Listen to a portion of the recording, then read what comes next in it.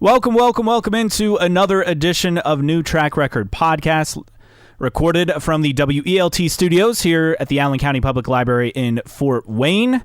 Thanks very much for joining us on this Friday afternoon edition. Recording late, but we always seem to get lucky timing these things. Caleb Hatch, Justin Kinney with you. First off, hi Justin. Hello, Caleb. We just have a knack for finding a way to wait with recording and somehow our schedules align and then crazy news drops. Sometimes I wonder, like, what are we doing to get it right seemingly every time? We are blessed, whether we do it Thursday, Friday, whatever. And today we did a little bit later than we usually do, which was crucial to have the news that released or is starting to trickle out here Friday morning as we record. Yes, and we have three main stories to get to, plus a lot of your comments in the mailbag. Some news and notes items, as well as we're officially in the full off-season mode. And so far this off-season, we have had driver announcements, new co-owner for a team. We've had an FBI investigation at Rahal. We've had the IndyCar charter system finally finalized. We'll get to that later. And this story, which dropped this morning, is in again as we record on Friday, September 27th, and that is that Michael Andretti is relinquishing his ownership role of Andretti Global. Which is shocking. Now, we kind of don't understand all the details. None of the details are out. Does this mean he's relinquished all of his ownership stake? It sounds like that, but relinquish is kind of throwing me off. Like, did he sell all of his ownership stake? Does he not have anything in terms of ownership with Andretti Global? I'll be surprised if that's the case. He's still going to be involved with Andretti Global. So as this has trickled out, it's been kind of shocking news, but at the same time, we're kind of trying to figure out the details about what this means. So we'll start with that. We'll get to ECR, their driver announcements, co-ownership as well, and then get to charters. But again, starting with Michael Andretti, again, the verbiage by Sportico, which broke the story this morning, Michael Andretti relinquishing his ownership stake in Andretti Global. So that's the verbiage there. No request for comment by Andretti Global. And again, Dan Tauris, who is with Group 1001, he bought an ownership stake in 2023. Or actually, end of 2022. I think that was like October of that year, and that was kind of like hidden. Yeah. I remember Nathan Brown of the Indy Star, who is ironically on paternity leave. All this craziness has happened in the 2 weeks, basically, since he's been on leave. But that news kind of slipped in, and I think this is interesting. So the article says that Andretti has been eyeing a transition from his operational role into a more strategic position. So does this mean less on the pit stand and less with managing the team day to day and more as like a spokesperson, like a on the board type thing? Like, what does that mean? I take it as a guy that could put more focus on trying to find a way into Formula One, potentially growing into NASCAR, which has kind of been thrown around.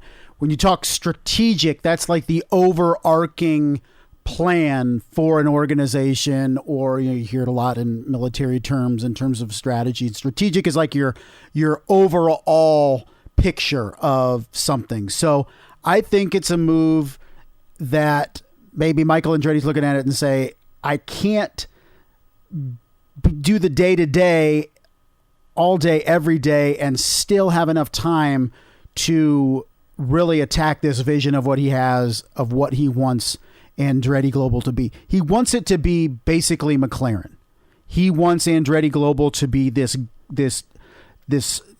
planet-wide power in motorsports in various disciplines. And yes, McLaren isn't in NASCAR, but it's a apt comparison because of everything that McLaren is involved in. That's what he wants. And I think it's just come down to the fact that he's probably like, hey, I'm not getting any younger. I don't have the time or the energy to run the day-to-day operations of this organization and also put the enough emphasis and enough time on growing it to where I want it to be. And I think that's where I kind of take it. I don't think it's anything where, oh my gosh, Michael's stepping down from Andretti Global, he's getting out of racing or anything like that. I think it's more, I want to be more of a strategy or strategic plan guy. And the day-to-day can just wear you down, right? Too. Maybe he's just a guy like, I just can't keep doing this. I'm exhausted. Well, and I guess my first question, I have a lot of questions involving this. First is, does this accelerate and enhance Andretti's move to Formula One and NASCAR and expanding the motorsports portfolio, along with, again, their new race shop that they're building in Fishers, which is a suburb of Indianapolis? Ironically, Prima has their shop basically on the other side of the airport that's there, basically looking across the way at Andretti's shop. Stare at each other. So does that change any of those ventures? And then also, I think the other element of this, that there's a lot of money behind Andretti, and it's not the Andretti name. Yes, they are wealthy, but it's not that. It's Group 1001's Dan Tauris, who's the co-owner and now, I assume, the sole owner. So Group 1001 is a subsidiary of Guggenheim Partners.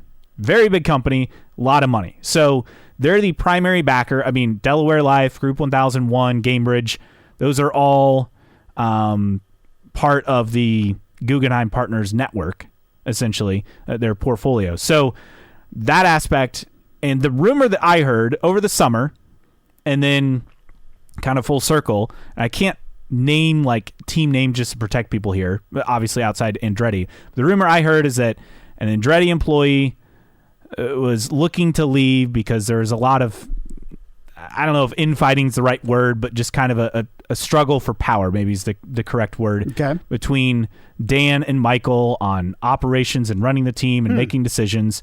And then this person did eventually leave and went to another team.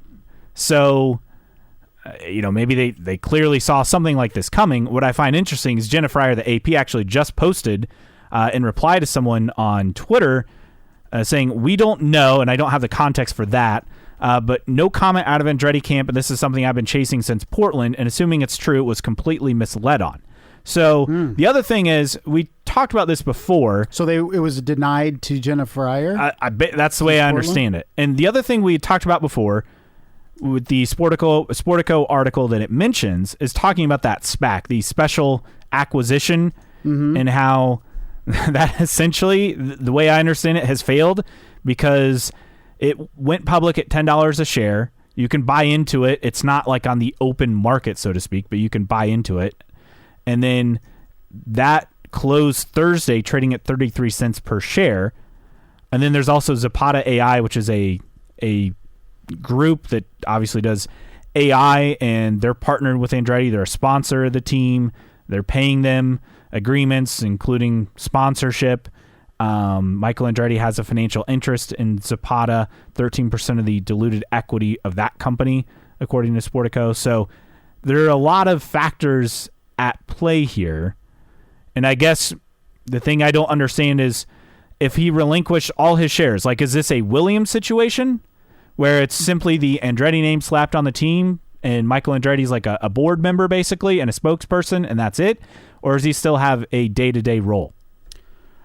It's an interesting question. Now, do we know if Gamebridge and Group 1001 was that the majority investor into Andretti Global? Yeah, that's Dan Tauris, who is... I mean, could Dan be like, hey, I'm investing the majority of the money into this thing. I should have more say? Could that be a thing? That's my understanding of what happened, basically.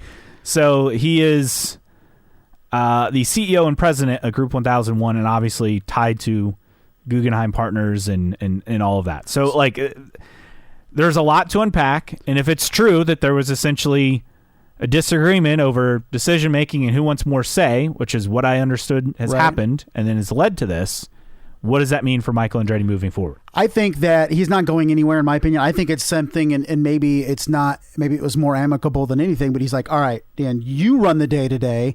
I'm going to go grow this thing to how I want it. And also it allows, I think, with this pivot for Michael Andretti, the ability to not necessarily have to be at every race for IndyCar, every test for IndyCar, right? It allows him, hey, if I want to go to the Bristol race instead of going to Long Beach, for example, maybe he does that.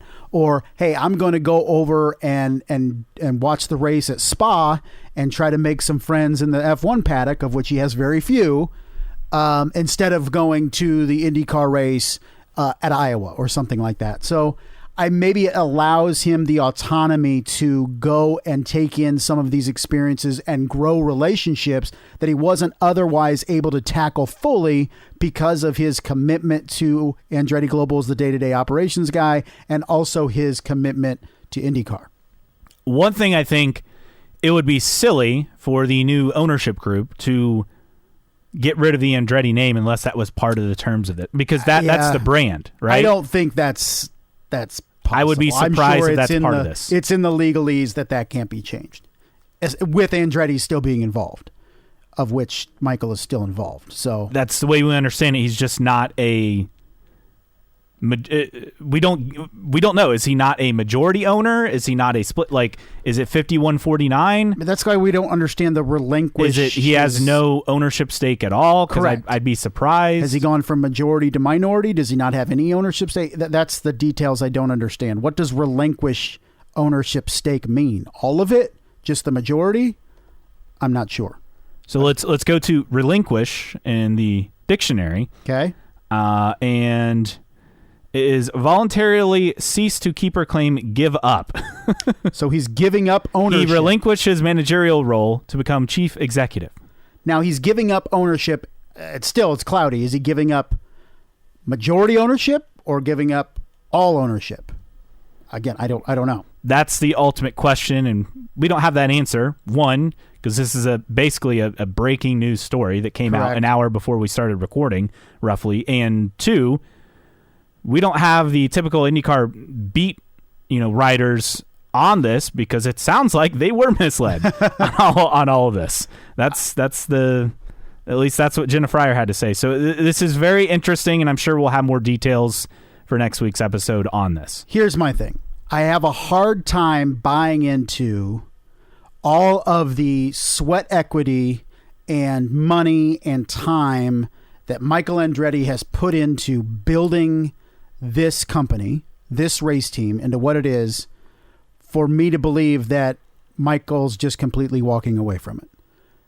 I'm not convinced that that's going on. It would be shocking. Even if he wanted to, I don't think he would do it with Mario still around. I just have a hard time. Like this, you could say post-racing, this is his life's work, building Andretti Global.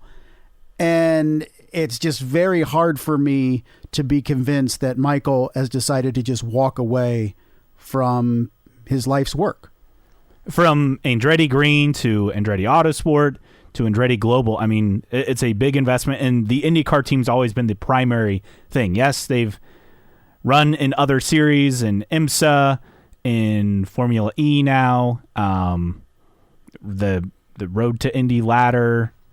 I feel like I'm missing a few other series, but this is their no, I don't believe so. And then obviously they've been looking at NASCAR for years. And what does this mean for, say, Marco Andretti? Would he want to become involved? I don't know. What does this mean for Michael's daughter Marissa, who's been involved with the team for quite some time? A lot of questions. A lot of questions, very few answers at this point. And I guess my final question is, and we'll get to charters later, but does the charter system have anything to do with this as well? Good question. So a lot of questions, but, very few answers. Yeah, but that's what we know. Hopefully we'll have some more. Yes, about next week. Yes, for sure. So that's the first big story, and then we get to the second story of the week, and it's kind of a two-part thing. First off, Ed Carpenter Racing gets a massive influx of cash in the tens of $1 million as Ted Gelov, I believe I pronounced that correctly, who is the co-owner now of Ed Carpenter Racing and the owner of Heartland Food Products Group, is obviously investing a lot of money in the team. Splenda and Java House. Java House is coffee, well-known brands. I've heard of both of them. and they're an Indiana-based company. And basically, Getlov cited the charter system as kind of being the impetus for him getting involved, and he had shopped around at several teams and settled on Ed Carpenter Racing. So I find that interesting as well. And maybe it's Ed Carpenter Racing was the one that was willing to give him the most amount of control, potentially. Could but be. This is from what we understand, at least a $40 million over 2-year investment, which pretty much fully funds 2 cars for 2 years. So that's big time for Ed Carpenter Racing. Now, any other partners they bring on, sponsorships, all that stuff, is adding to that $40 million. Is it going to be a quick turnaround for this team? I don't think so.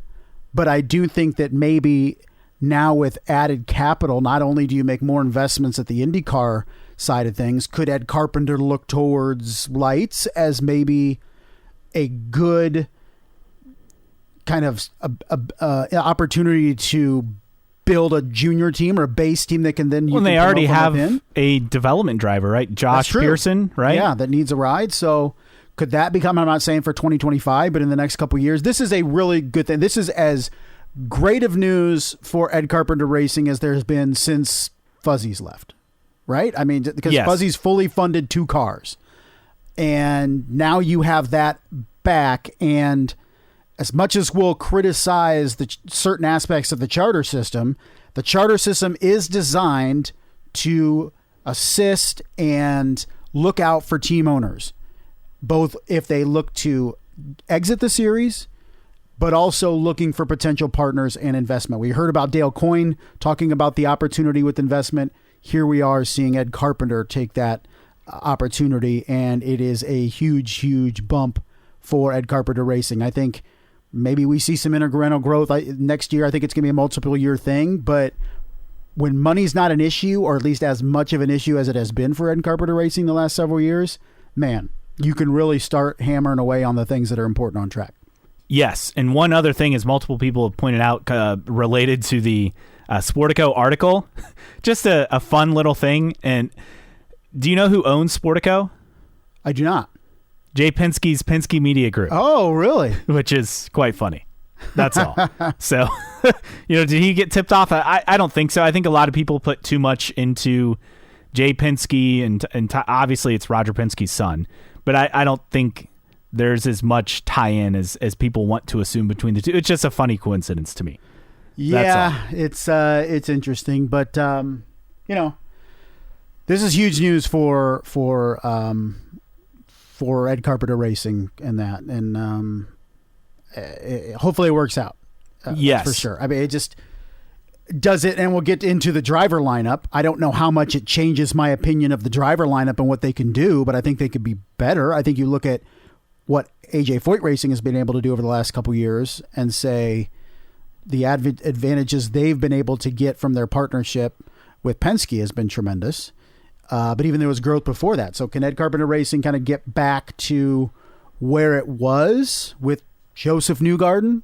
And it takes an extreme talent like Joseph Newgarden. That certainly helps. But it seems like brighter days are ahead for Ed Carpenter Racing, a team that, you and I, when you talk about short lists of maybe exiting the series at some point in the near future, they were in the conversation because of the continued lack of competitiveness that they were showing. Clearly there are funding shortfalls. I mean, very true. Rinus VeeKay, who was not renewed with the team, and we'll get to that here in a bit, I mean, essentially drove a sponsorless car all year, all season, as far as a primary sponsor on the side pods. Now, we're never going to hear from Todd Alt and Bitnile probably again around the series, and I think that's okay. Is that do you think that's one of the companies that didn't come up with the money that they were saying they were going to? Because they were all in with Carpenter. They were all in with Connor Daly, right? I think the funding just decreased, and then coupled with, Bitnile and their different companies under Todd Alt, and I forget the exact company. Yeah, volatile market. Right? And so I think it was strong at the start. And I think this year it was clear that relationship was going to come to an end after this year, and they got through the season. I think Rinus VeeKay did an excellent job, as we talked about, to close out the year. Definitely did all he could to help himself. And we look at the driver lineup for Ed Carpenter. Let's start with Rinus VeeKay first, because he closed the year so strong, and had Alexander Rossi renewed with McLaren, Rinus VeeKay and Christian Lundgaard would have been the top free agents. And now Lundgaard's at McLaren, Rossi goes to Ed Carpenter, and now with Rinus VeeKay, you're just wondering, can he get something more than just an Indy 500 ride? Yeah, it's very tough looking at the driver market and available seats where Rinus VeeKay ends up. He's just like, he's not flashy. He's not bad. He's just like a steady driver. And a guy you'd want for the Indy 500. I mean, definitely. I will be shocked if he doesn't have, at minimum, a one-off Indy 500 ride. Also, could this be a situation where, he steps in for someone who gets injured or something happen, or, steps in after the 500 for someone if a team wants to make a change with a driver. I mean, this was a guy who was talked about as an option for McLaren and Ganassi and teams like that. And yes, the start of the season did not go well. I think that really hurt his negotiating power. But post-Indy, he was really strong, especially the last handful of races. Yeah, starting at Iowa, had only one finish worse than 12th the rest of the season with 5 top 10s out of the final 8 races. So multi-year contracts for Alexander Rossi and Christian Rasmussen, who will slide in full-time into the 21 car. Ed Carpenter just running the Indy 500. He's confirmed that for 2025. I think that's probably the right move, and I think the writing was on the wall when he let Rasmussen step in to try to get the leader circle spot, which he did acquire to close out the year. And Rossi has said on Off Track that it is more than just a 2-year deal. It is more than a 2-year deal. So, look, with the sponsorship and the influx of cash, this is good news. I guess my initial question is this.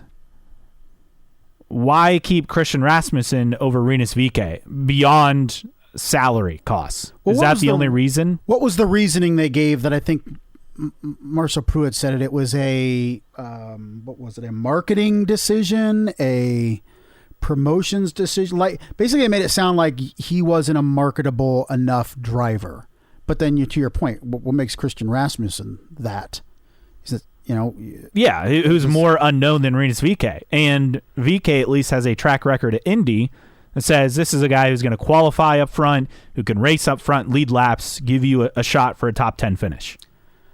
When you look at the comparison between Alexander Rossi and Rinus VeeKay, it is very similar over the last 5 seasons.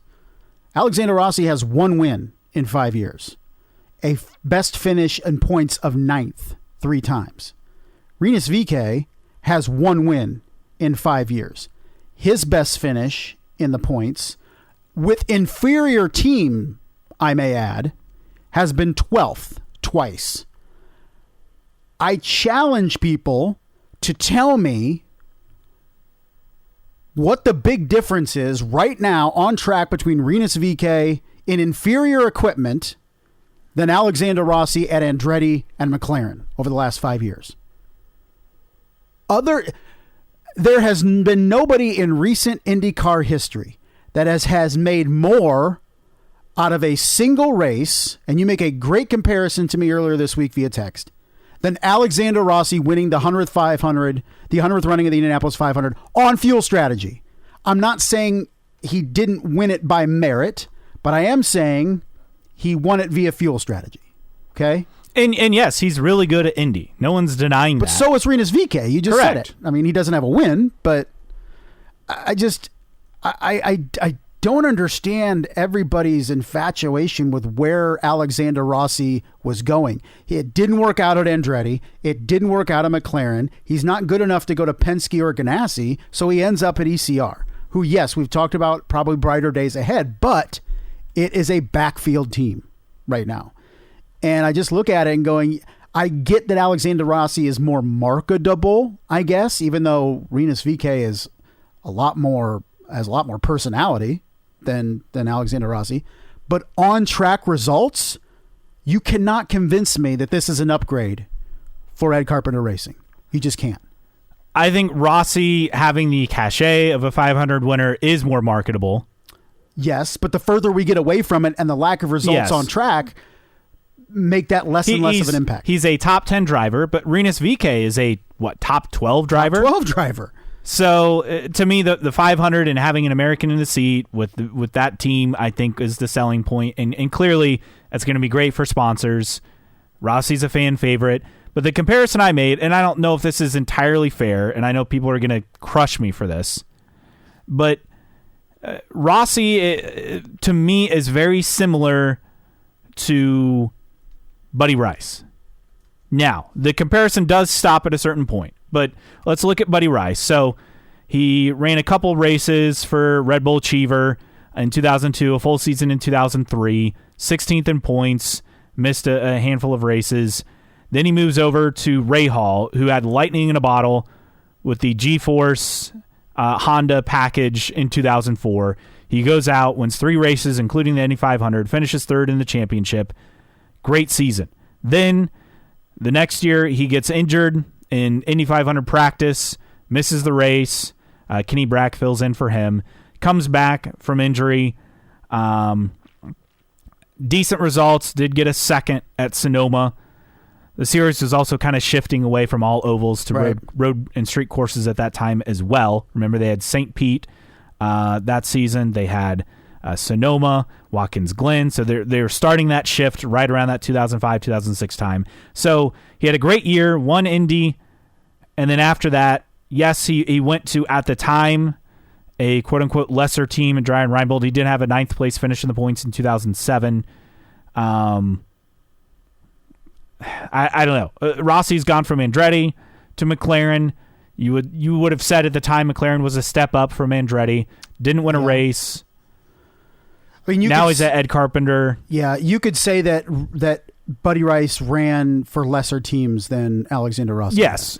And I go but back. He had a great season in 2004. Correct. Won Indy, 3rd in the championship, won 3 races. Yes. Didn't win a race again. You look at Rossi. He had a great 2018 and 19, finished, 3rd and 2nd in the championship in those years. Yeah. Has won 1 race since then. And I go back to the with better teams. Correct. I go back to the Bill Parcells quote because so many people want to say, well, this circumstance, that circumstance. Everybody wants to talk about Alexander Rossi and Snake Bit and all that stuff. You are who your record says you are, is Bill Parcells' famous quote. And that goes for football. It also goes for racing. You are what your stats say you are. Alexander Rossi, through 147 races in his IndyCar career, has 8 wins and 7 poles, okay, including the Indianapolis 500 win. Buddy Rice in 97 career races, so that is 50 less races than Alexander Rossi, has 3 wins and 5 poles. So Alexander Rossi has more wins, similar poles if you average it out over the same amount of time, same amount of races, and they both have an Indianapolis 500 win. I think Alexander Rossi is a better driver than Buddy Rice, but I think it is an apt comparison. I don't think Alexander Rossi is appreciably better than Buddy Rice. It's interesting to me that so many people have Ross. I mean, he's an abrasive dude. Comes off as aloof sometimes. Doesn't want to be bothered. He has a dry sense of humor. Sometimes I don't dislike Alexander Rossi. I met Rossi. He's nice, but you just have to, everyone has different personalities. Not everyone is Tony Kanaan. Right. Elio Castroneves. Yeah, exactly. It's just, the marketability of Alexander Rossi to me is, other than the fact that he's an American, isn't there for me. But I think it's a very good comparison with Buddy Rice. And I think you look at Rinus VeeKay's, again, you are who your record says you are. You are who your racing stats say you are. And Alexander Rossi has as many wins in the last 5 years with better teams than Rinus VeeKay. I just don't see this as a significant upgrade. I think if we see a jump by ECR next year, it's going to be more because of that influx of capital, right? And being able to have more assets than all of a sudden Alexander Rossi being this missing piece. Well, and also I think the maturation of Christian Rasmussen, is it a sophomore slump or a sophomore jump? That's true. That's the ultimate question because he finished the year strong. He was insane at the Indy 500, somehow finished which was a surprise based on how he was racing, and was solid, finishing in 12th, and had some pretty good results down the stretch for ECR to close out the year, learning as an oval driver. Did have one top 10 throughout the season, a couple of top 12, top 13 finishes. But, I mean, this is a driver you expect to make a jump in year 2 as well. So there are a lot of questions. I guess to me, with Rossi in this deal, it makes sense from a marketing standpoint. I guess my frustration is you drop Rinus VeeKay, and yes, I'm all for keeping former Lights winners in the series, but at the expense of Rinus VeeKay, an experienced veteran, and maybe it's just one of those, they didn't agree to terms, kind of like Rossi didn't agree to terms with McLaren. You move on. It had been a long-standing relationship. Right. He had won a race, had a pole or two. I can't remember, 2 poles. Really developed, but that was all he was going to be able to accomplish with that team. Maybe that's what it comes down to. Does Rasmussen bring any type of funding? Not this year. We know VeeKay did. I don't know if it was... VeeKay lost the jumbo basic fit money. I had read that sponsorship, because that was also, Jumbo's a Dutch supermarket, and I guess the owner had like money laundering or something. Oh, nice. And had like all these classic cars and stuff, and then obviously that got shut down. And then that's the thing. Maybe they told Rinus VeeKay, look, you have to find some money to bring to stay here, and he wasn't able to. But I guess you get this influx of cash, and right. maybe the new owner wanted a change. I don't know. Right. I guess to me, what sucks in all of this is good news. Don't get me wrong. You have an investment in charters, and we'll get to that next. With a team that seemed to be struggling on the grid, but the part that I'm struggling with is Rinus VeeKay is a top 12 driver in the series. Christian Rasmussen is entering his second year. He's inexperienced. He's unproven.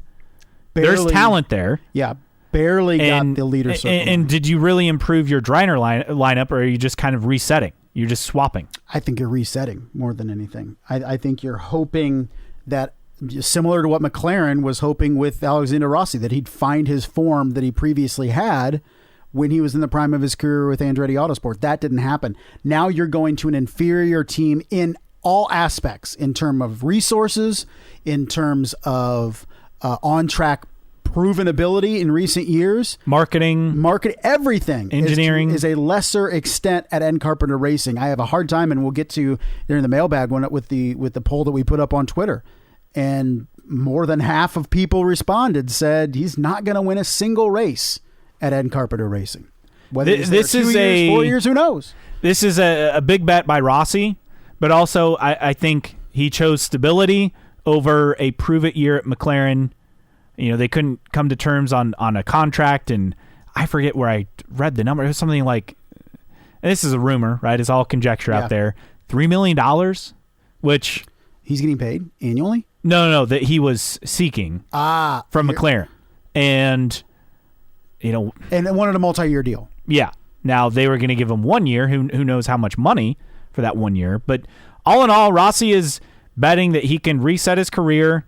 At the same time, for McLaren, they're placing a big bet on Nolan Siegel, also on Christian Lundgaard to become a more competent oval driver. Yeah. Let's be honest. Pato O'Ward is established, and that's a team who's had only one driver win races since they took over what was then SPM, and that's Pato O'Ward. So there's so many storylines with all this. I guess the one thing I hope for is that Rinus VeeKay is full-time on the grid, and you're looking at teams that could use some improvement at Indy. Rinus VeeKay to Rahal. I mean, can we just start that drive now? Do I think he ends up there? No. I mean, but man, that would perhaps help, I guess, when you look at it. Definitely wouldn't hurt. Look, I hope it works out for ECR. I'm just not as over the moon ecstatic about this driver lineup as some people are. I know there's a fair amount of people that like Alexander Rossi out there. I don't not like him. I just feel like he's overrated. Again, the Buddy Rice comparison. Except Rossi had 2 really great seasons. Rice had one, and Rossi has won multiple races. Again, Alexander Rossi is, the stats, a better driver than Buddy Rice in terms of in IndyCar / IRL in their careers. But there's a comparison there. And I think for Rice, was he ever really the same driver after that injury? Who knows, right? I don't think he was. We've seen this with other guys before, and you just kind of wonder. And for VeeKay, you kind of wondered if he was going to be the same driver again. And it seems like he caught on to that end of this season. Yeah, I think he maybe found the sweet spot again. But, one of the other few differences between the two, Buddy Rice does not bend the bill of his cap, and Alexander Rossi does bend his bill of the cap. All in all, though, it's great for ECR. They get an influx of cash. They get a new driver lineup that's marketable, and they have stability for multiple seasons, which for team owners, that's all you can ask for. Did it bother you as much as it bothered me with a straight bill cap? Like every time I would see Buddy Rice with it, I would just wanted to grab his hat and just bend it. Even just a little bend. Give me something. I'm going to say it's because he drove for Red Bull at one point in his career. Yeah, I mean, he had reasoning for it, for sure. It was just like, and there would be big hats too. Like the bill would be huge. I'm like, just bend it. Not quite the bit. big hats that you see now. Correct, not that the fans wear. Literally the big hats. But yeah, that was when you say Buddy Rice. That the first thing that always pops in my head is those straight bill caps.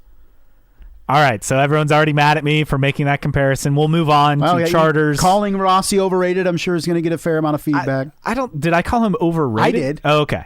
I did. He is, based on his stats, he's a top 10 driver. But if you're going to argue he's a top 5 driver, he hasn't been a top 5 driver since 2019. For a guy that's had multiple years with 2 of the 4 best teams in the series and could only win one race, that's overrated to me. So we move on to charters. And some of this I like, some of this I dislike. We look at the breakdown. So there are 25 charters, as the owners have signed on and agreed. Still 22 leader circle spots. More on that in a second. And they're guaranteed an entry, a spot at every race except the Indy 500. So again, remember they tried to essentially have a 25-8 rule 2.0, right. And the fans didn't get very far. Went nuts, and they took that element out of it, which we've known that for several months. But they got things finalized, and the interesting part on all of this, there are 2 things. One, the charter aspect not extending to 25 leader circle spots, and then the other, 2 team owners declined to sign the paperwork, according to Racer.com. Penske called them, urged them to take part. One signed, then the other did, and then the program was ratified. Quote unquote urged. If you had to guess the 2, I mean, one's Dale Coyne, right? Yes, one is Dale Coyne. Has to be. The other one, I thought maybe ECR, but we saw that. Yeah, it's not ECR. Andretti or McLaren would be my guesses. Yeah. I have no clue on that other. Those are my guesses. So I guess I do like some aspects of this, but I don't understand, why do you have 22 leader circle spots still, and why isn't it 25? And then also, why not only Prima the teams with charters capable of securing contracts starting in 2025. So like Prima, they know the odds are stacked against them, but man, like if you're a new team, why would you join unless you're buying out a charter? Correct. Well, and then the talk about the number 25 and the number 27. This is, let's see if I can find the quote in the story about the 27 capping the field. So it says the last number of interest, and this is from Marshall Pruitt's article on Racer, is 27, which will be enforced starting next season as the new entry limit per race, except for the Indianapolis 500. It says it's confirmed the 27 car cap is not contained within the charter. If it had been included in the charter, Penske would have been obliged to honor that number through 2031. The next paragraph talks about it by leaving it out, blah, blah, blah. It says the series parent company has given itself the latitude to reduce the cap in the coming years to no more than 25 cars to match the number of charters, which is expected throughout the paddock. So the expectation is at some point in the next couple years, the max cars to be fielded at any event outside of the Indianapolis 500 is going to be 25. And this is where you really lose me.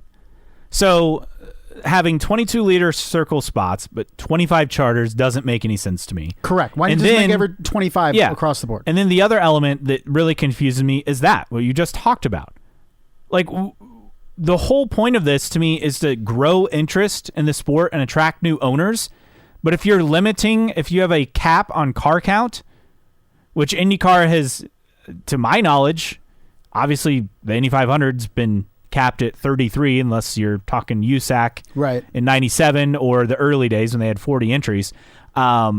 That's the only cap. 33 is the cap as far as cars that start the Indy 500. They've not had a cap. And look, if you're going to tell me that 25 is the max you're going to see at races, yes, that number's fine, but why are you limiting people who may be interested in joining the series on a part-time basis? Look at Meyer Shank. Remember, they started in partnership in 2017 with Andretti and Jack Harvey as a one-off. Then they add a handful of races. Well, they went from 5 or 6 to 10 to full season. They steadily worked their way in. You're not going to have examples like that moving forward because 25 is the cap. And now it's essentially the 10 full-time team owners are their little country club in their country club sport, not allowing anyone else to enter unless they buy in. So let's say, with adding Prima, there's 11 team owners?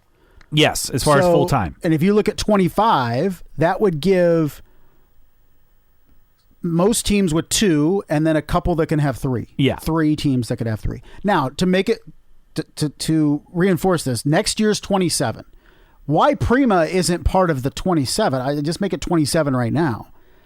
But even an allowance of each team could run a third car or a fourth car late in the season, to try out a driver. We see Ray Hall do that. Yeah, we used to see this all the time in kart and IRL/IndyCar, where you just want to give somebody a ride. Yeah, see you how give it goes. An extra entry for Yuri the Indy Vips GP with Ray Hall, stuff like that. Yeah, so GP. you're not going to see that, and I guess I don't understand what is wrong with giving more drivers and potential team owners an opportunity. Instead, they're locked out and they can only be a partner with an existing team or buy out an existing team. But what's interesting is the fact that the owners don't seem to be fighting back on that. At least 8 of the 10 owners. Yeah, except the 2. And then once you get one of them, the last one is basically guilted into it. You don't want to be the only one that's not signing this, right? So once you get the 8th or the 9th, you get the 10th.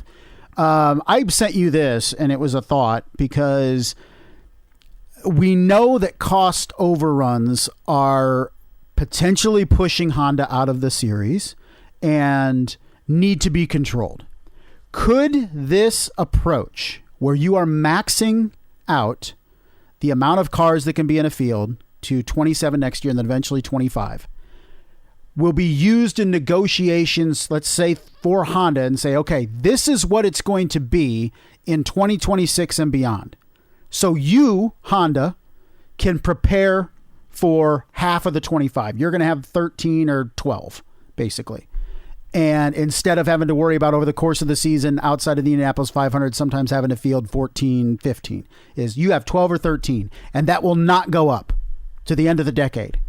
Is that a selling point to a Honda to say, okay, that's great. Now we can prepare our budgets knowing that outside of the 500, we only have to supply 12 to 13 engines. And if that is the case, if it comes out and says, well, we were able to keep Honda partly because we capped the field, then I can see that as being a worthy rule to adopt. Again, I don't know if that is factual, but I wouldn't be surprised if it say, hey, we know you have cost overruns. Here is the max cars we're going to allow, so it allows you to prepare in future years just how many engines you're going to have to provide and manufacture and upkeep. I mean, but don't they already have something similar to that now where you're supplying essentially half the grid and I know, but you're not going to have more than 18 engines to supply for the Indy 500? They've had this cost cap really since Lotus left. But it's not with 2 enough OEMs to keep Honda right now. Honda's saying we're spending too much money. And they've too many engines. They've cost capped the teams with the charter system. Correct. So you're looking at it and say, okay, are you getting hard caps on to financially really lay out a plan going forward? Because, some races you'll have 25, some races you'll have 27, some races we have 28. We have 29, haven't we? A couple times? Yeah. If we just have 25, does it help the bottom line, not just for the manufacturers, but especially the manufacturers, especially when you're up against it and one of your OEMs is saying, we cannot afford to stay in this series because it is so expensive. and the series is coming back and saying, okay, here's what it's going to look like starting in 2026. Only 25 cars. You only have to supply 12 or 13 of those. I mean, if it brings Honda back, it's worth it. Yeah, ultimately, you have to keep Honda on board. Correct. And if that charter system move, if that helps, great. I know I still have my doubts with everything we haven't seen involving anything. Honda. But there's nothing concrete in yeah. either direction. Yeah, they're upset about some stuff, but they got the hybrids going. They got this charter system done. There's a lot of other things that could happen, and we'll get to that. But I don't know. This feels like one of those things that, yeah, it may help, but is this really going to be the thing that is the deciding point for Honda? And that's what we don't know. Because to me, right? I'd say the deciding point is, are they happy with winning series championships with Alex Palou, but not winning the Indy 500? You know, because they want to win the Indy 500. Are they happy with not winning the Manufacturers Championship, which Chevy has dominated since Chevy's come back to the sport in 2012 compared to Honda? Like, what are their factors? You know, marketing. You know, are they happy with the new TV deal? I mean, they're not going to be mad about it. Well, if those TV deals can consistently give over 1 million viewers next year, I think that's a big boost for Honda, because basically they're saying we're spending too much in this series and we're not seeing an ROI, a return on investment to how much we're spending. 2 other quick notes on the charter system. So it's effective for next season through 2031. Also, 3 drivers per car maximum. Dale Coyne, you've been warned. Which is probably why he didn't want to sign it in the first place. You know, it's what they've referred to it as the Dale Coyne rule. I understand it. I mean, other than extenuating circumstances with injury or something, I don't like the revolving cockpits, but I understand too that if you don't have a full budget and people are bringing money for 1, 2, 3 races, you take that money. You're not turning it down. Despite the charter system, in theory, it's going to bring stability, but here's the reality. There will always be 1 or 2 teams at the bottom of the grid. That's just how sports work. Mm-hmm. We see this in F1. They have so much money, but there's always going to be a team or 2 at the bottom of the grid. It's been Williams for some time. They've moved up slightly. Now it seems to be Visa, Catch App, Red Bull, and Stake, which used to be Alfa Romeo. And also, oddly, Alpine as well. Yeah. But there's always going to be bottom teams. Despite how successful and popular F1 has been the last 4 or 5 years, there's always going to be 2 or 3 teams at the bottom of the grid each season. They may rotate from time to time. I mean, we've seen McLaren be at the bottom of the grid in the last handful of years, and now they're towards the top or at the top. So that won't change. And look, I guess I don't understand, to me, why limit part-time entries? Why, just do 25 leader circle charter entries and the cap at 27 going down to 25. I guess I don't get it, because either way, that means Prima's going to be here for a season and then be like, this isn't worth it, and leave, or someone else is just going to have to reduce entries. I think we'll see some reduced entries from teams anyway. Right. Like, that's just, this comes and goes, but I don't understand that aspect of not allowing basically part-time entries on the grid. You're not going to get double dips for Indy GP and Indy 500, one-offs. You're not going to get drivers getting evaluated late in the season, which was a mainstay for karts in the IRL years, of drivers getting, 2, 3, 4 races toward the end of a season and then a full-time campaign the next year. So we're not going to see that. And to me, that hurts driver development and essentially, and driver retention, for that matter. And the owners have basically locked out new teams and new ownership interests unless they want to be involved with a current team, which is the point of the charters. That's what I mean. This charter system is not for the fans; it's for the owners. And I said it on Twitter. We've had the 2 biggest developments in IndyCar recently have been the hybrids, which were for the OEMs, and charter system, which has been for the owners. Neither one and the is aero for, screen. And the aero screen, which that is for was the drivers. For the drivers. None of those, and I'm going to take out the aero screen. At least I'll talk about the hybrid and the charters. Neither one has made a dent or made the show any impacted the show whatsoever positively for the fans. I'm not saying you don't do them, because you had to do the hybrid for the OEMs. You had to do the charters for the team owners. My thing is, what's the next big thing in which the priority is your fans? And I'm not talking about getting the getting the setup right for ovals or anything. I'm not talking about that. I'm talking a big, all-encompassing, series-wide initiative of some sort at the level of a hybrids, at the level of the charters. What is the next series-wide initiative that's going to say, hey, we got to look out for the fans? Whatever that is. I'm not saying I have ideas. I'm just wondering, what is that?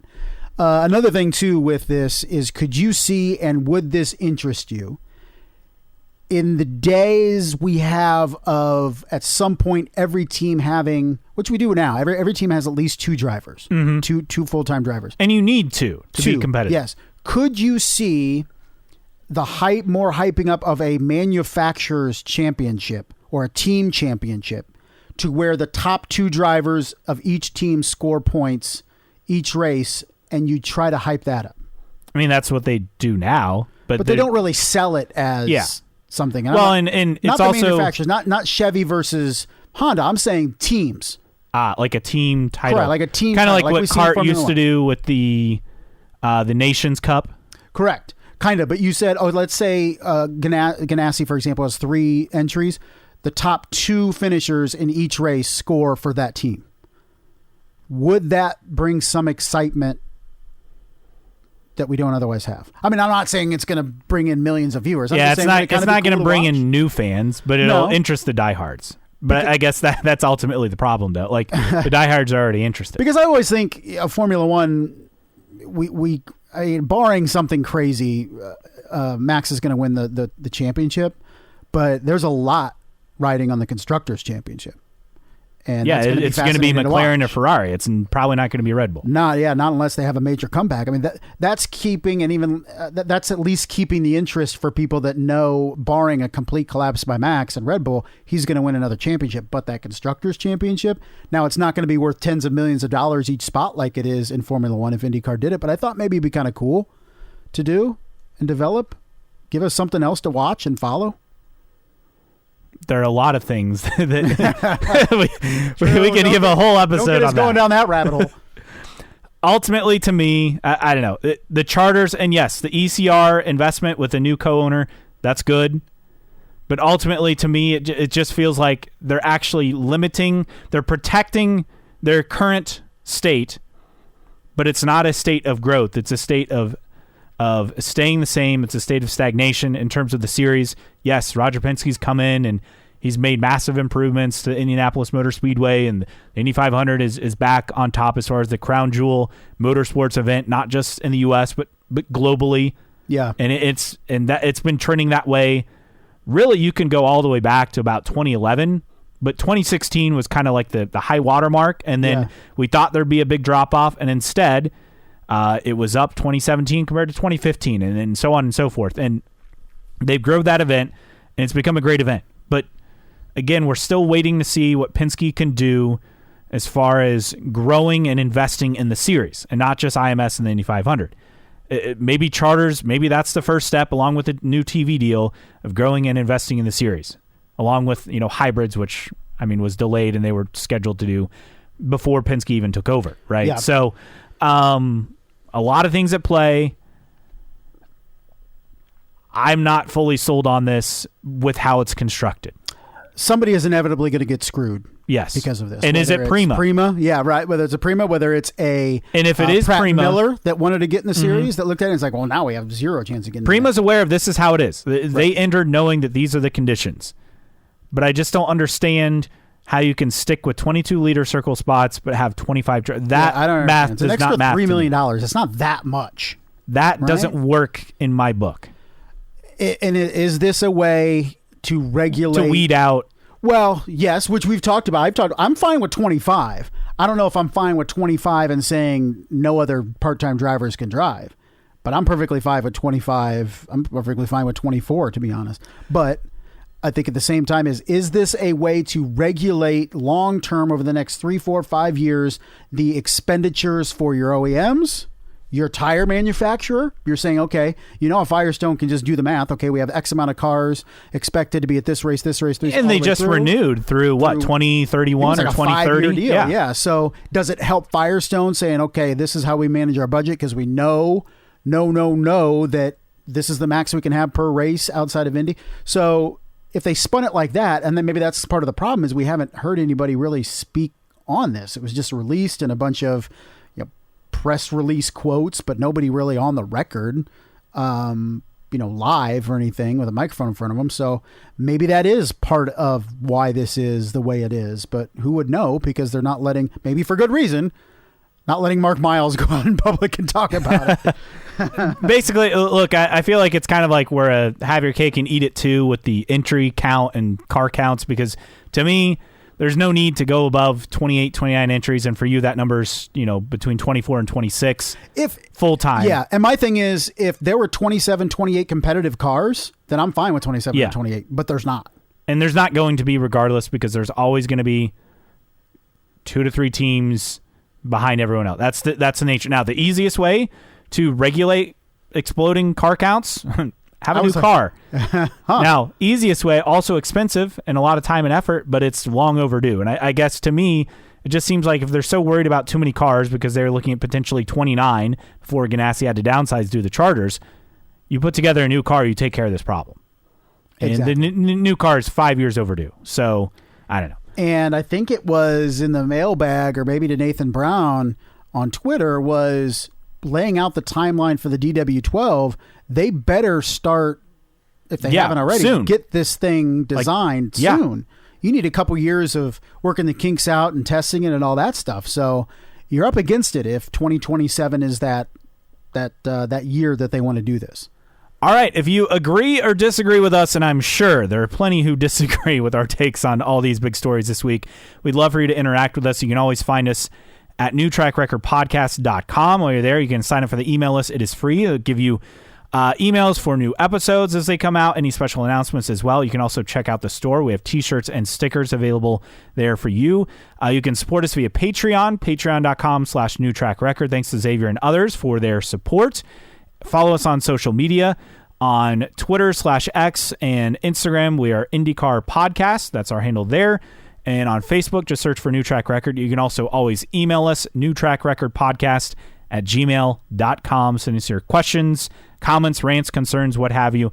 And as always, you can download and listen in to the podcast for free on your favorite podcasting platform: Apple Podcasts, Spotify, Pocket Casts, Overcast, Castbox, Player FM, YouTube Music, wherever you find your podcasts. Okay, a busy mailbag, Justin, so let's get rolling on this, because we had so many news items really just come up in this first week of the off season. So we go back to last week and what we had to begin, and there's so much to get to, so bear with us on this.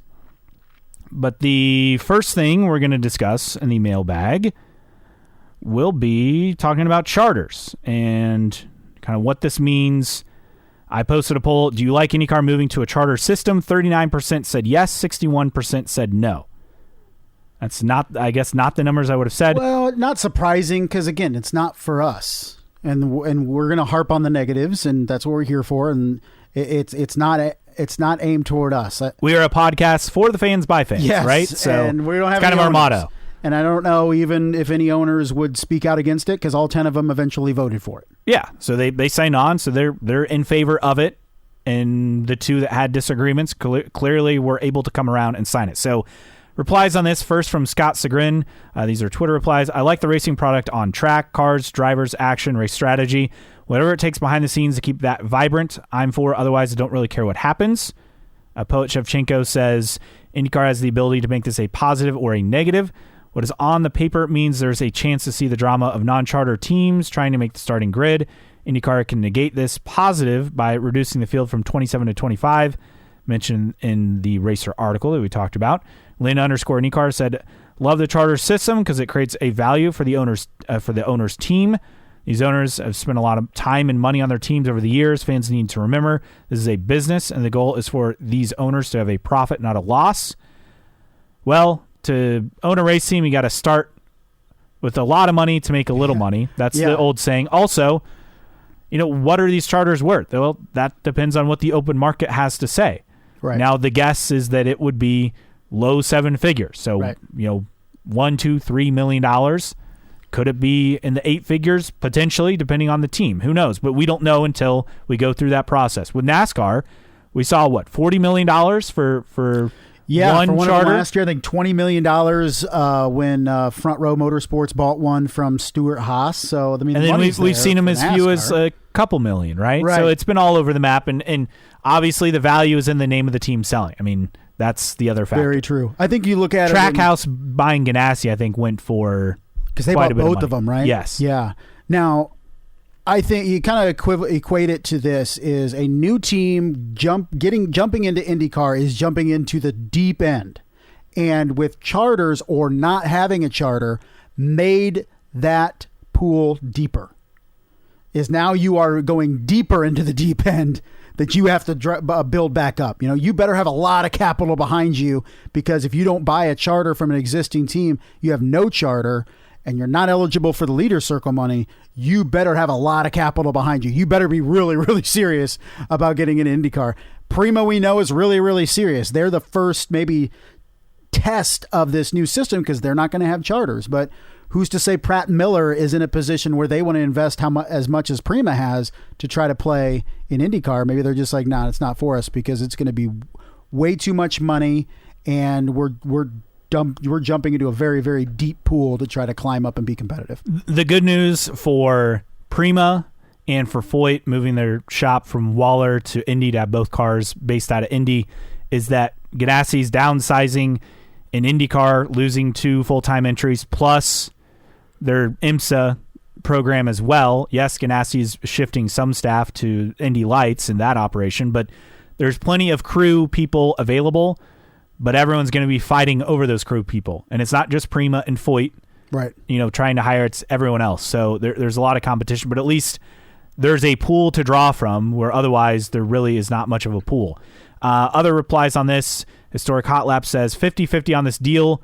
If it reflects to a better experience for the fans, and absolutely all for it. Maybe it will help funnel more money into the sport, much the way NASCAR charters has helped them on the sponsorship side. At least the 500 still keeps tradition at 33. CJ9 said, maybe. I'm not really sure how this all affects the series yet. Yes, small and new are hurt a bit. Might help the series in the long run. Nifty Car 52. I don't mind it except for the 27 car limit. And then Sam, 27-1994 said, I think it's great that they're trying to create value, but I do not like the 27 car rule because it doesn't allow partial seasons for drivers like Foster or Chadwick or other driver tests, auditions, and single races at places that can fit more cars. Yeah, that's the biggest gripe I have outside the weird leader circle, not matching up with the charter entry number. Right. And Poet Shevchenko went on to say, 25 cap is confusing. Isn't Prima putting a big effort to join IndyCar? Is IndyCar trying to squeeze them into buying 2 charters from another team? It's not a good way for racing series to treat their teams. That's one of the big things that is really frustrating to me. I think one thing we're seeing is this 27 going to 25 is Penske, for better or for worse, wants to make IndyCar like Formula One in the sense that it is a very exclusive club for the teams that are entered in the series. They want to make it difficult to get in, and they want to make it more profitable for the current owners, whether that's selling, whether that's outside investors.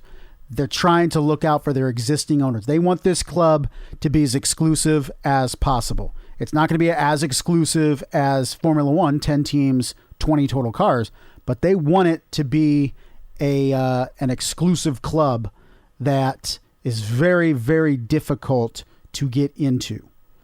And it's worked for F1 from a financial standpoint, but it's not worked for F1, at least in the U.S., from a PR standpoint in terms of the Andretti fiasco. Yeah, ask Andretti how that's going. All right, this is your post, and you talked about this. Hybrids priority for existing and prospective OEMs. Charter system priority for team owners. When's the priority going to be on the fans? New car, epic, new events, etc. Several replies. Mallard _73. You can have epic events when a parade on the streets of Dallas. Yeah. Michael Irvin had posted a video that was deleted saying that IndyCar is coming to Dallas, and really, I think more realistically, it's coming to Arlington. Wait, Michael Irvin, the receiver? Yes. Yeah. Really? I missed that. So clearly Jerry Jones and the Cowboys are involved in all of this. So there's a video that David Landon found that Michael Irvin had posted and then took down. And then the rumors are it is the new event is a street course race centered around Dallas, but again, I don't expect it to be downtown. Is it around Cowboy Stadium? Yeah, I expect probably? it to be in that complex. What if Jerry Jones, because he mentioned last weekend about not being able to get Derrick Henry because he didn't have the money.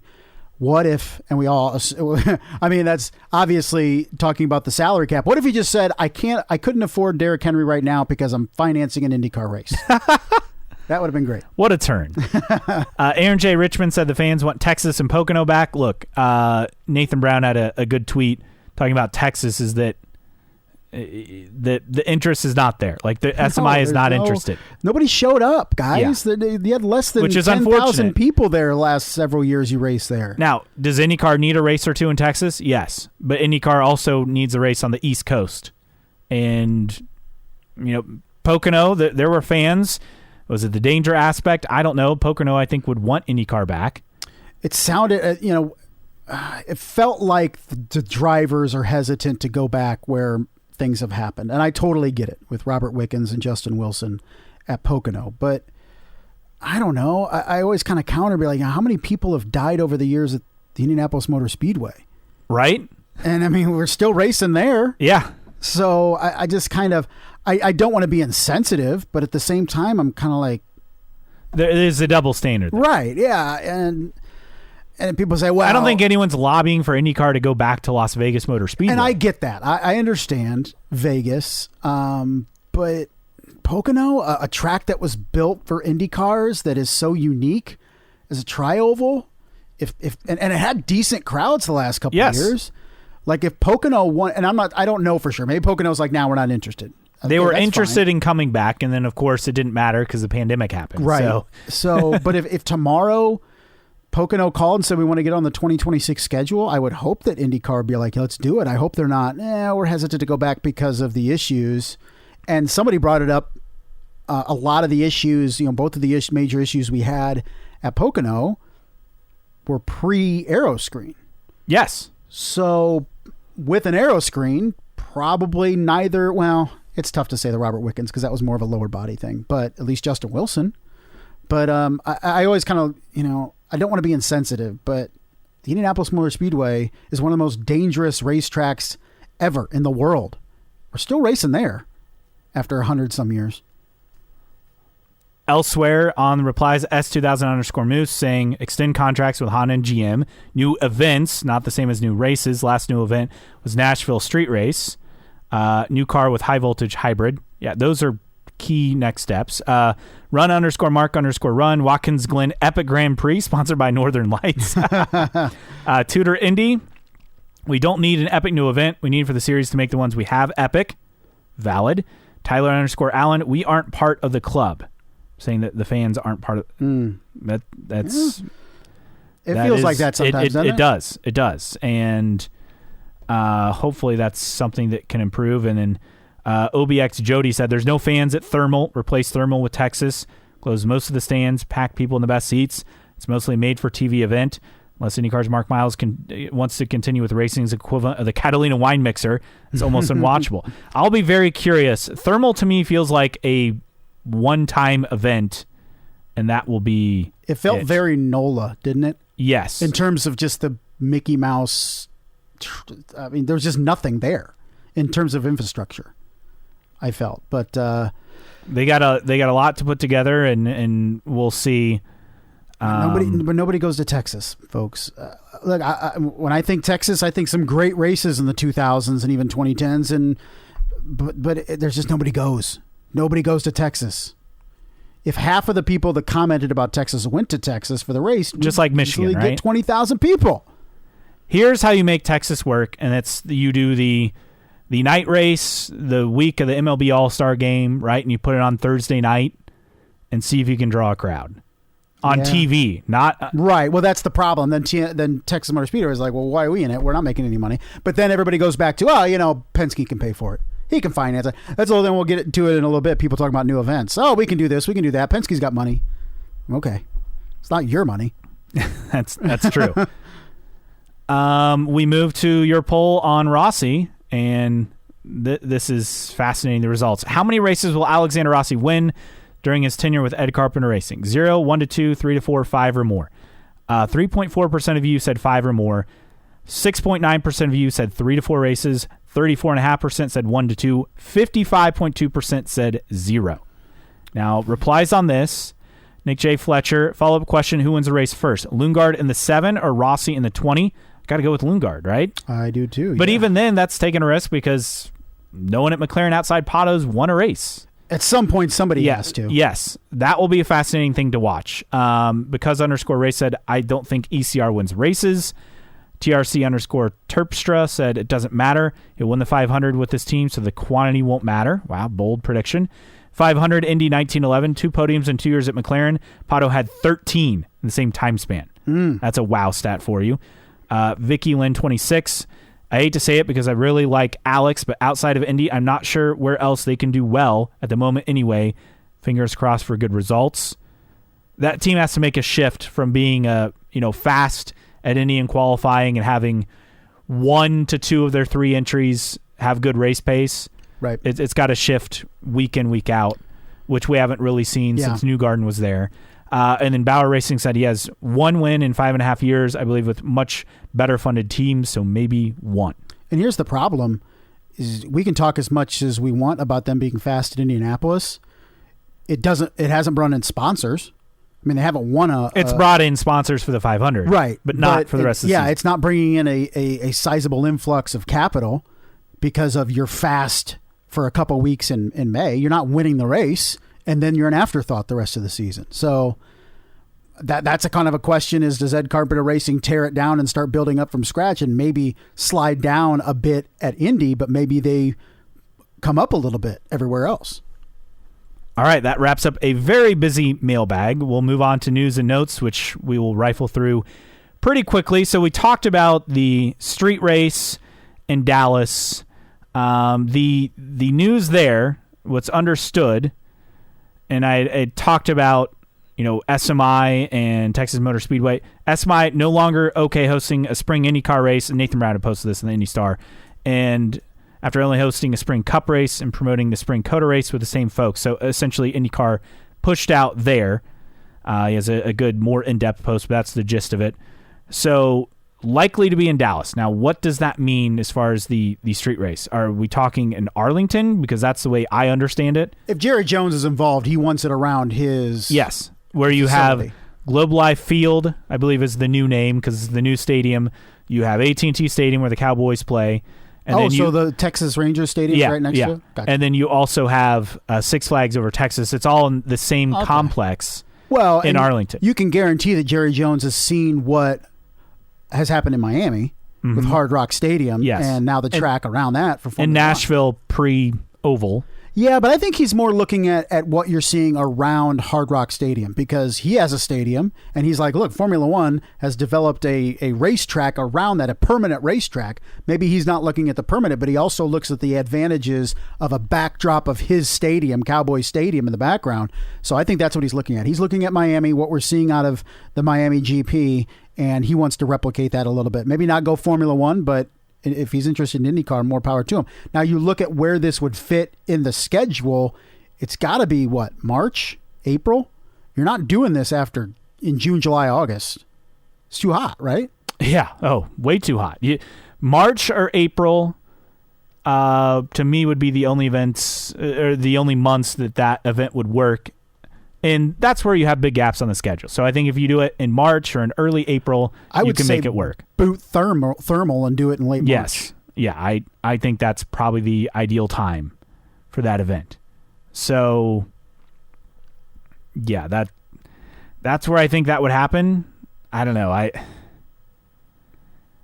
If it's in Arlington, yeah, I can see it because you're going to draw a crowd. I refuse to believe it's downtown Dallas. No, that's the Dallas-Fort Worth is like the third biggest metroplex in the country. But also the positive with Arlington is you're in between both of those cities, and you already draw crowds there.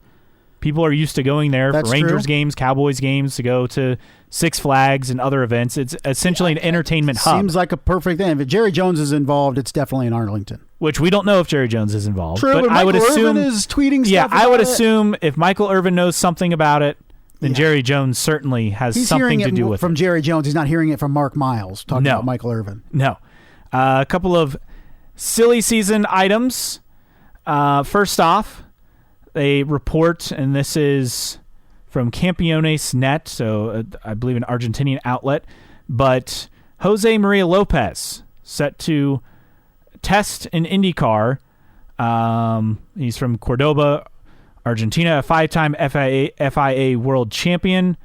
I don't know much about this driver, but let's take a look at his track record. He's 41 years old. He is raced in Formula E a couple of seasons, World Touring Car Championship. Is this kind of like a favor with Ricardo Juncos, who I think would be involved? I mean, he's done a lot of WEC racing in recent years, but interesting move there. Again, this has not been reported in the U.S., so I also curious, how locked is this a demonstration run? How locked in is this? Yeah, could this be another demonstration ride? Who knows? Other notes, Zane Maloney, he is joining Formula E. He tested with Rahal, so he will race the full season in Formula E. So move him off the grid for a potential IndyCar seat. Meanwhile, put back on the grid, Pietro Fittipaldi was at the Rahal shop and posted about it earlier this week. So perhaps he is going to stick with that team. Would that surprise you? It would surprise me. It would, but it seems to me that he was able to attract sponsorship. And the 5 Hour Energy. Yeah, that grew from just 2 races to what, like 5? Yeah. So clearly something positive there. Daniel Ricciardo out at Visa Cash App Red Bull, still scared of IndyCar. So let's stop talking about him as a possibility. Also on silly season news, Logan Sargent. This happened a while back. So much has happened. Mm-hmm. This is last Friday, confirmed test at Thermal, go figure, in November, with Meyershank Racing, who obviously he's not going to have a ride with, but it's an evaluation opportunity. Meanwhile, Jamie Chadwick had her seat fitting. She will test at Barber with Andretti coming up on September 30th, which is that's Monday. Correct. And then Felipe Drugovich will also test with Ganassi at Barber on Monday.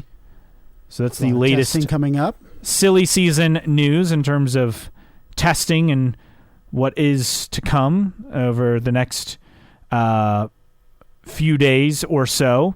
Also have Miles Rowe on the move. Yes, Miles Rowe. Miles Rowe, moving from HMD in partnership with Force Indy to Able Motorsports. So congrats to him on the new ride, and this will be a much anticipated season for him.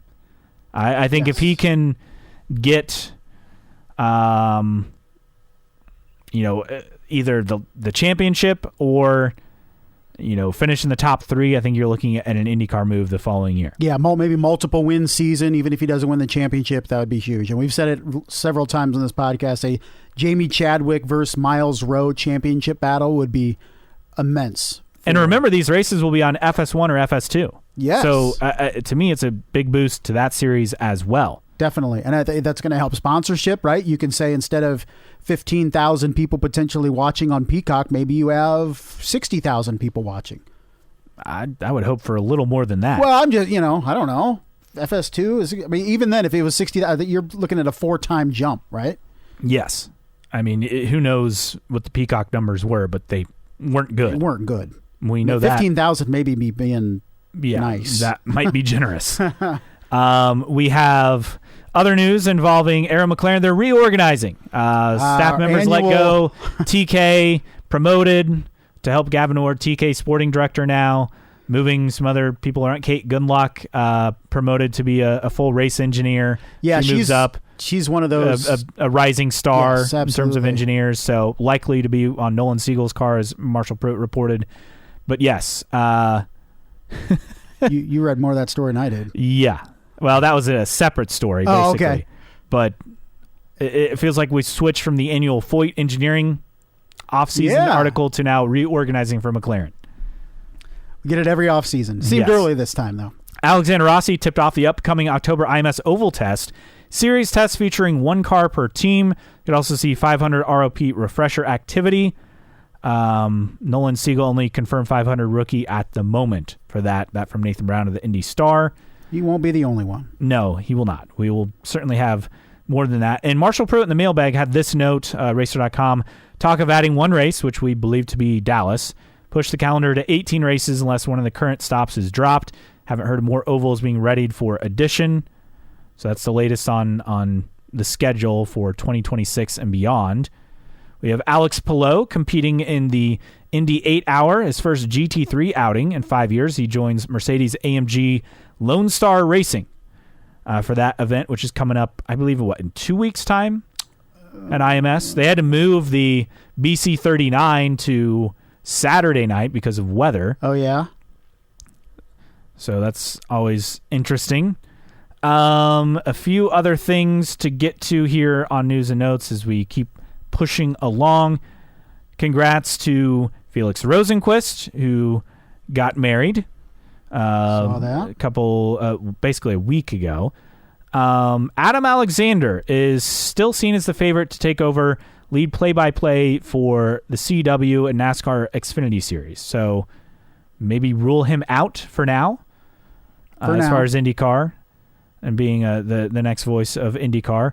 Other notes, congrats to Ray Hall. They get the win, a 1-2 Battle of the Bricks in Indianapolis in the IMSA event last weekend. Saw that. Obviously, big bounce back after a tough week. They can show speed at the speedway in some formula, just not IndyCar. Yes. Elsewhere, good news, WeatherTech Raceway Laguna Seca, Friends of the Laguna Seca, basically taking over, running some operations. It's good news for IndyCar in the future of that track. Marshall Pruitt with the write-up on Racer.com. Other track news, MotoGP returning to a track that IndyCar was thought to maybe have a race at. Termas de Rio Hondo, MotoGP back in 2025, so maybe keep Argentina in play as far as international races. I think that's a good sign in terms of the health of Argentina and bouncing back. Also, thanks to Ed Joris, who tipped us off to this, Miami Grand Prix adds 4 new circuit configurations for year-round usage. I know that the previous kind of track manager had mentioned IndyCar would be welcome. So is this a possibility? He's not the current race or track manager anymore, or he's still there? He's still there. That's good. So is this a possibility? And Ed sent us a really long email. I want to touch on this as well. Basically, a history lesson talking about IndyCar and competing with the NFL or NASCAR or F1, basically saying, look at the NBA. NBA finals were tape delayed, late 70s, early 80s. Ratings stunk. The merger had just happened between the NBA and the ABA. You had stars, but then Magic and Bird and Jordan came on. Obviously, that changed fortunes for the NBA, but it was a lot of behind-the-scenes work of Larry O'Brien and David Stern to get basketball back to the forefront. And even in 1981, I mean, no one thought that it would be as big as it was. They're visionaries. And for IndyCar, they can compete. There are a lot of households with TVs. Yes, a lot of them are watching the NFL, but a lot of them aren't. And also, do you run races the week before the Super Bowl, the afternoon of? Try some different things. There are opportunities for IndyCar. Sports have to innovate. And I really like this example. Plenty of sports organizations have steered away from innovation. They are mostly dead. Innovative sports grow and survive. UFC, WWE, anyone. Which does IndyCar want to be? I'm afraid we all know the answer. But as fans, we need to stop defending and accepting the excuses from one of the wealthiest families in the USA. There are plenty of things they could do. They choose not to at every media availability. Someone should be asking about events in January and February. Every time. Don't accept arguments about why we can't do something.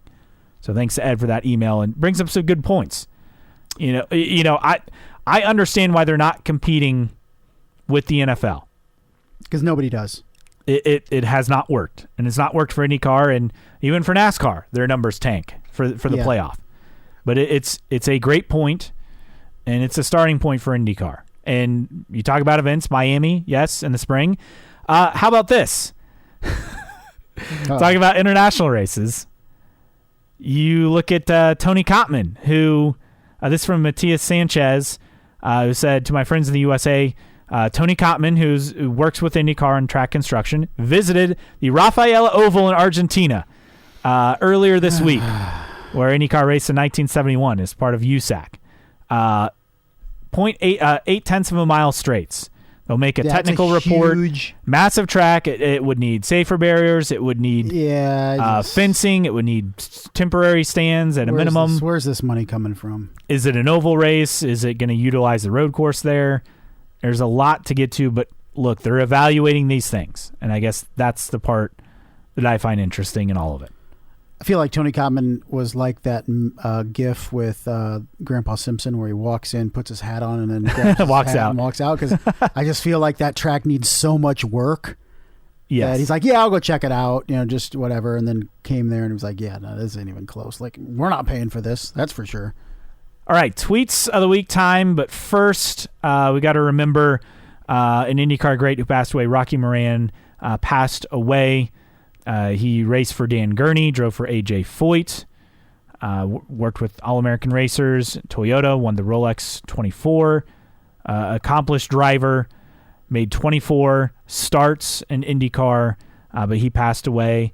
Obviously, a guy who had done a lot of things in IndyCar and had raced as recently as 1994. So, kind of found his way, kind of a journeyman driver in IndyCar. Yeah, gosh, you talk about a guy that it was just all over, kind of like a super sub of sorts, was with Leader Card and Gore Racing and Foyt and Curb Racing and Menard, and he was all over the place, and definitely a pure racer through and through that will be missed.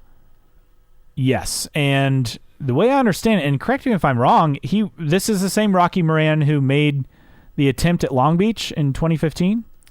Was that Rocky Moran Jr.? I It's thought his son, so. I think. Yes. Yeah, it was his son. His son? Okay. Yep. Yeah, so his son made the start, so I'm getting him confused. But just 74 years old, died of cancer. So, again, send our condolences to his friends and family. Okay, tweets of the week time. I have a couple to get to. First, this from Jeremy from HBG. Old and busted silly season, new hotness, ludicrous season, with all the wild news we've had. Unlimited Slip DF said, rate the first weekend of the IndyCar offseason 0. And then this from Indy Oreo, John Oreovitz. If you know, you know. And the photo is the 20, and that's Roger Penske's parking spot at the Indianapolis Motor Speedway, and someone slapped on a US 500 sticker on Really? there. Yes. That's which amazing. is incredible. That is great. Love it. Time for our random split air driver of the week. All right, so we're going to the early years of the IRL. First year, 96-97 season with Team Scandia. We're going with Alessandro Zappedri. I do recall him. Yes. Now, he did several years of kart before the split. In fact, did a full season with Peyton Coyne in 95 and actually finished fourth in the Indianapolis 500 in 1996. He was seriously injured in that 1996 Indianapolis 500. Severe foot and leg injuries in the last lap of the race, which was won by Buddy Lazier. He was running fourth. Got caught in a crash with Roberto Guerrero and Eliseo Salazar. I know somebody lost it coming out of turn 4. I don't know if it was Zampedri. Yeah, I forget who it was, but someone did lose it. Yeah, and then Zampedri was the one that got up into the fencing. And he actually lost a portion of his left foot, and 3 toes had to be amputated as a result. He returned to Indianapolis in 97. He struggled due to engine failure during the formation laps of the race. In 1999, returned to racing in Europe in Porsche Super Cup, became champion in 2005, taking his only victory in the series at Circuit de Catalunya, which we've talked about. He was the first Italian to win the Porsche Championship. Overall, did a full season in 1995. Like I said, his best finish in 1995 was an 8th at Long Beach. He raced for Coyne and Euro Motorsport for portions of the 1994 season, but that 96 fourth place finish in which he was injured, and the 96-97 season with Team Scandia, the first year of the IRL, had 2 races finished. This is great. 35th This is at great. Indianapolis. Because there are 35 cars in the 1997 Indy 500 because of USAC's incompetence. Correct. And did not start the race, as we mentioned, had problems on the formation lap. So finished 35th at Indianapolis in 1997, before finishing 12th at Texas. Had a series, was involved in, like I said, the Porsche Super Cup for several years. Hasn't been in a seat since 2008. And 19, Alessandro Sambedri, an Italian race car driver from Brescia, Italy. He is still with us. Started 3 Indianapolis 500s overall, 95, 96, and 97. This week's Random Split Era Driver of the Week. All right, a marathon episode, but thanks for sticking with us. For Justin Kinney, I am Caleb Batch. We'll be back next week. I don't know how the offseason could get more wild than this calm past week, maybe? We'll see. 2 weeks, really, post-Nashville, between FBI raids, charters, driver announcements, silly season stuff, and of course, Andretti chaos, and I'm sure we'll have more news on that come next week. But thanks so much for joining us. This has been New Track Record Podcast.